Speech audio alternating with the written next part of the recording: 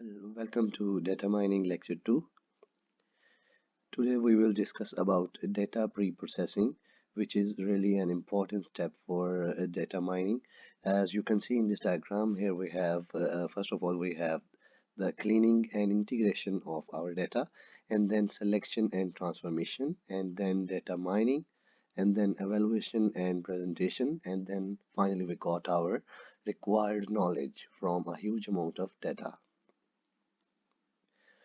Why we need to pre-process data? The first question which really occurs, there are some reasons. तो वो कौन सी reasons हैं उन पे ज़रा फोकस करते हैं. सबसे पहले है common problems in real world data are incomplete, noisy, inconsistent.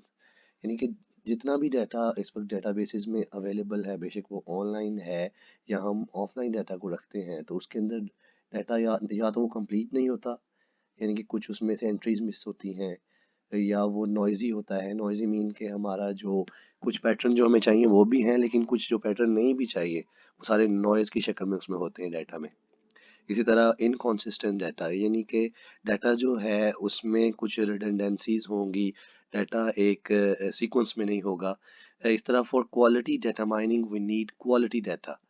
Data की क्वालिटी को चेक करने के कुछ फैक्टर्स हैं जिनमें डाटा की एक्यूरेसी है, कंप्लीटनेस है, कंसिस्टेंसी है, टाइमलीनेस है, उसके बाद बिलीवेबिलिटी है, इंटरप्रेटेबिलिटी है, एक्सेसिबिलिटी.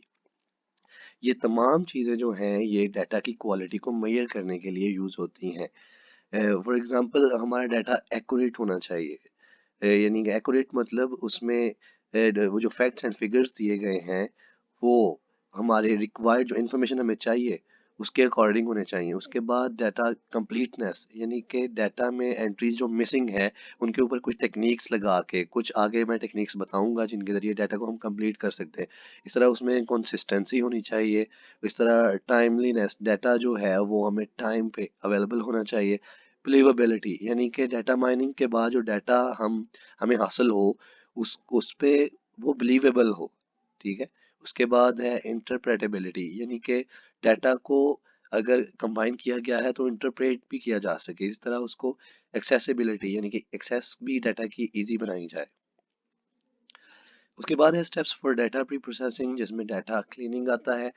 डाटा क्लीनिंग के अंदर क्या होता है, फिल मिसिंग वैल्यूज, हम कुछ मिसिंग वैल्यूज को फिल करते हैं, आइडेंटिफाई और रिमूव और आउटलायर्स, रिजॉल्व इनकंसिस्टेंसीज. ये मैं आगे एक स्लाइड में एक्सप्लेन करूंगा. उसके बाद है डाटा इंटीग्रेशन. इंटीग्रेशन मतलब हम मल्टीपल सोर्सेज से जो डाटा लेते हैं उनको इंटीग्रेट करना होता है. उसके बाद डाटा ट्रांसफॉर्मेशन है. डाटा ट्रांसफॉर्मेशन के अंदर हम क्या करते हैं जी, नॉर्मलाइजेशन एंड एग्रीगेशन, यानी कि अपने डाटा को नॉर्मलाइज करते हैं. उसके बाद डाटा रिडक्शन. रिडक्शन में क्योंकि अब डाटा बहुत ह्यूज अमाउंट में होता है, हम उसमें ऑब्टेन करते हैं रिड्यूस्ड पैटर्न्स, यानी कि जो हमें चाहिए उनको अलग कर लिया जाता है. इस तरह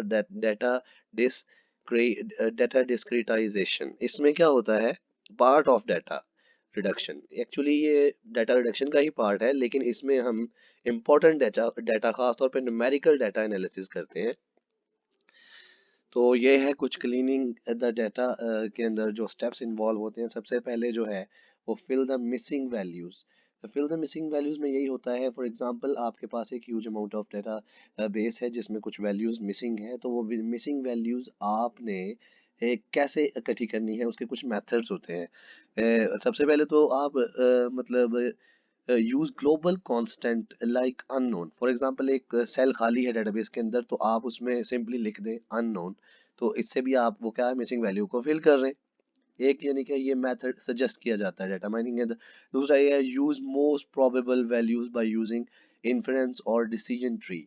यानी कि आप कुछ डिसीजन ट्रीज या कुछ इस तरह के इन्फ्रेंस रूल्स लगाएं जिनसे आप वैल्यूज को प्रेडिक्ट कर सकें कि जो मिसिंग वैल्यू एक्चुअली है कौन सी वैल्यू हो सकती है.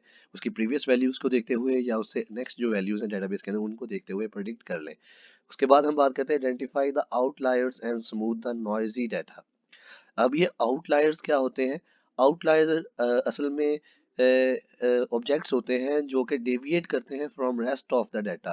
यानी कि आप ये कह सकते हैं कि इनका पैटर्न जो होता है हमारे रिक्वायर्ड डाटा के पैटर्न के साथ मैच नहीं कर रहा होता, इसलिए हम इसको अपने डाटा में से निकालना चाह रहे होते हैं। पहले हम इनको आइडेंटिफाई करते हैं, देन हम स्मूथ द नॉइजी डाटा। इसमें क्या होता है, जब हमने नॉइजी डाटा को स्मूथ करना है, उसमें कुछ मेथड्स हैं। सबसे पहले है binding method. Binding method method के अंदर क्या होता है कि हम सबसे पहले डाटा को सॉर्ट करते हैं, उसके बाद उसको पार्टीशन डाटा, यानी कि हमारे पास अगर एक ह्यूज अमाउंट ऑफ डाटा है तो उसके ऊपर कुछ सॉर्टिंग एल्गोरिदम लगाने के बाद हम उसकी पार्टीशन कर लेते हैं। इसको कहते हैं बाइंडिंग मेथड, ठीक है। उसके बाद है क्लस्टरिंग।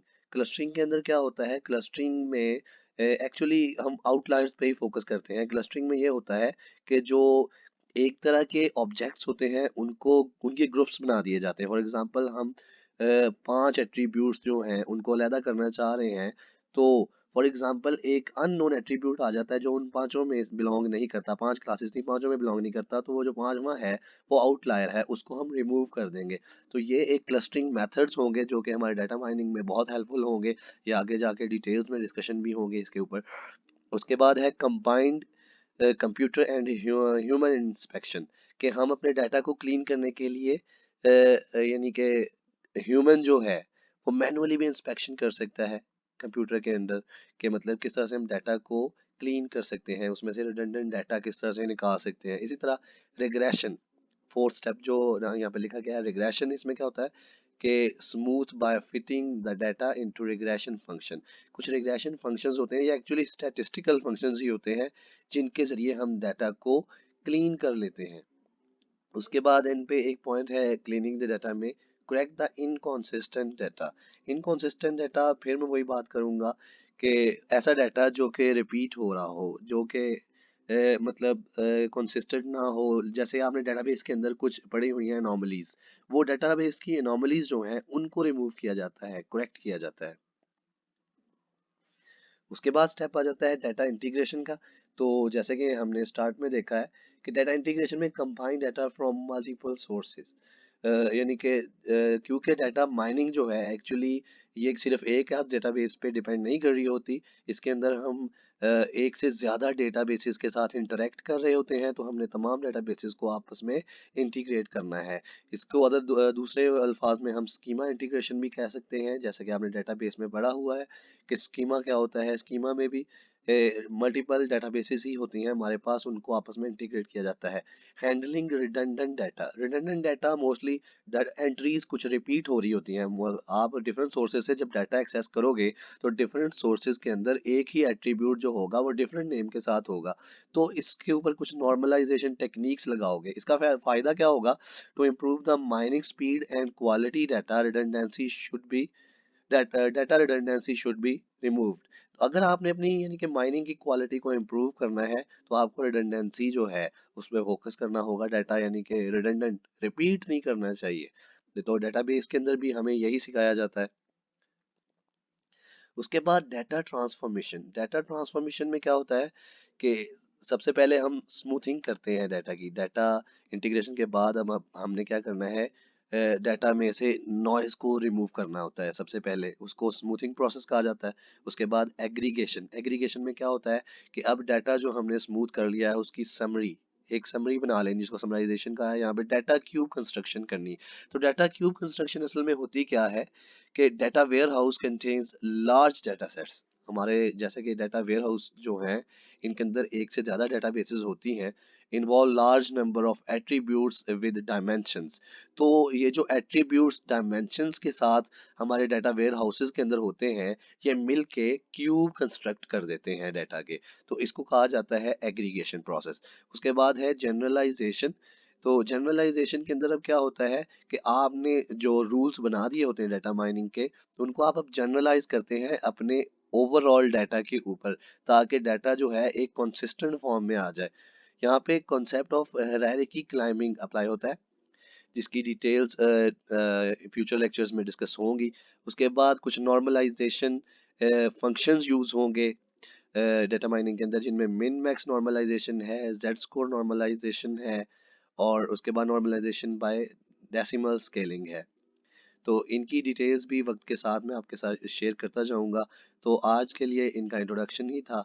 तो आज आज का हमारा टॉपिक भी यही था कि हमने डाटा को प्री प्रोसेस कैसे करना है और कौन कौन से स्टेप्स इसमें इन्वॉल्व होते हैं। फर्दर डिस्कशन जो है वो नेक्स्ट लेक्चर में होगी, और इसके लिए मैं आपको कुछ बुक भी जो यूनिवर्सिटी की तरफ से दी गई हैं वो रिकमेंड कर दूंगा।